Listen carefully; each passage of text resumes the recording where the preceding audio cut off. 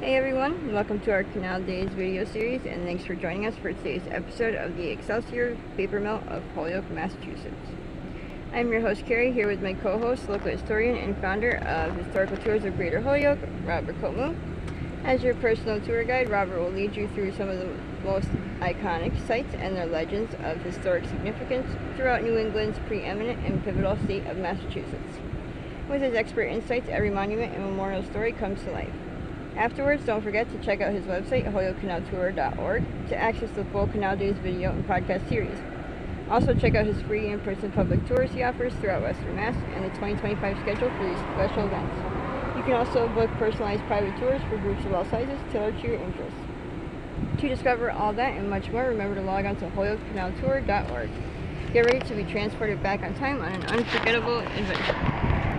Alright, we're going to figure out how this Excelsior paper mill works and fits into the history of Holyoke. Next to it was the Springfield Bank Company, and they ended up owning this mill right out here for a long time for storage.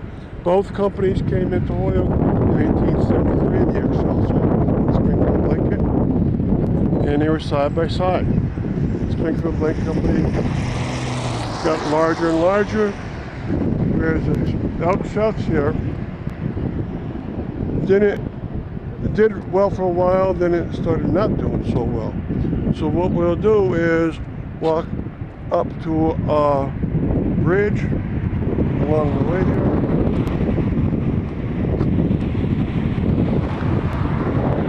Now, this mill was the last piece of the Excelsior to come in.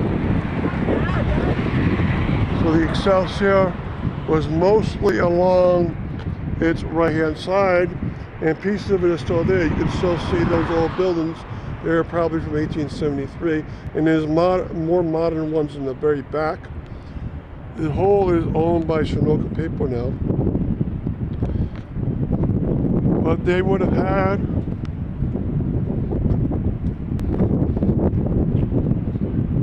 both a pedestrian bridge and a truck driver's bridge for them. All right, here's the bridge right here. Okay, and that would have supported people walking from work, going into the Excelsior, and also trucks going over. This is a third level canal.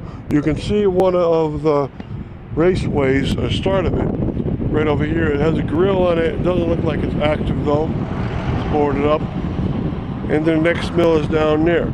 So these buildings are part of the Excelsior Paper Company, made by James Newton as the president, and he had his brother Daniel and probably John build the mill for him. And this is the last piece built.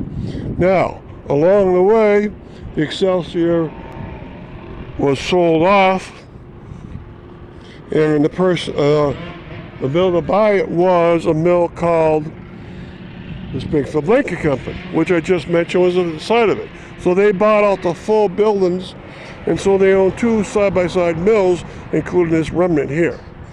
The reason why they bought it is because their business was doing so incredibly well in the 1890s, so they bought out both mills. They had one and they bought the other one.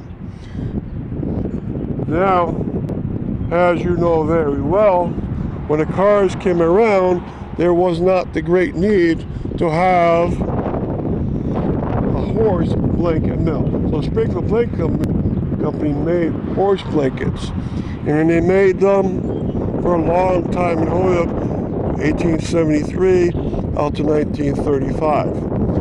What happened was they weren't doing so well about the middle of the start of the 19-teens because cars were coming around and horses went away for the most part. So what happened next was that they started selling off part to the building, and they sold off their mill they had bought out in the past.